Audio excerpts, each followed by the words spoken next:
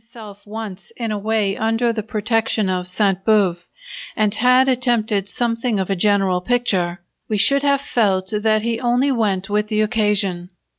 I may overestimate the latent treasures of the field, but it seems to me there was distinctly an opportunity to make up, moreover, in some degree, for the white tint of Emerson's career, considered simply in itself.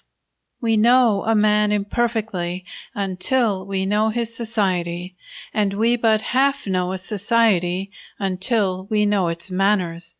This is especially true of a man of letters, for manners lie very close to literature. From those of the New England world in which Emerson's character formed itself, Mr. Cabot almost averts his lantern, though we feel sure that there would have been delightful glimpses to be had, and that he would have been in a position, that is, that he has all the knowledge that would enable him to help us to them. It is as if he could not trust himself, knowing the subject only too well.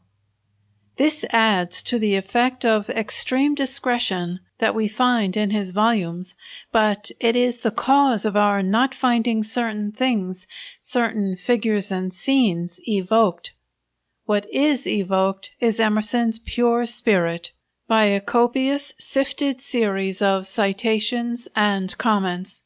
But we must read as much as possible between the lines, and the picture of the transcendental time, to mention simply one corner, has yet to be painted, the lines have yet to be bitten in. Meanwhile we are held and charmed by the image of Emerson's mind and the extreme appeal which his physiognomy makes to our art of discrimination. It is so fair, so uniform and impersonal, that its features are simply fine shades, the gradations of tone of a surface, whose proper quality was of the smoothest, and on which nothing was reflected with violence. It is a pleasure of the critical sense to find, with Mr. Cabot's extremely intelligent help, a notation for such delicacies. We seem to see the circumstances of our author's origin, immediate and remote, in a kind of high vertical moral light, the brightness of a society at once very simple and very responsible.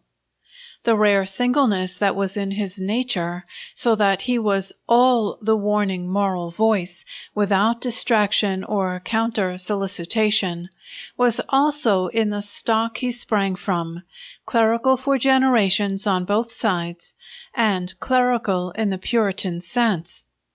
His ancestors had lived long, for nearly 2 centuries, in the same corner of New England, and during that period had preached and studied and prayed and practiced.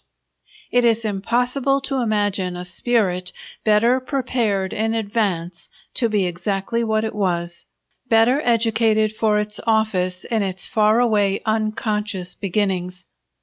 There is an inner satisfaction in seeing so straight, although so patient, a connection between the stem and the flower, and such a proof that when life wishes to produce something exquisite in quality, she takes her measures many years in advance. A conscience like Emerson's could not have been turned off, as it were, from one generation to another.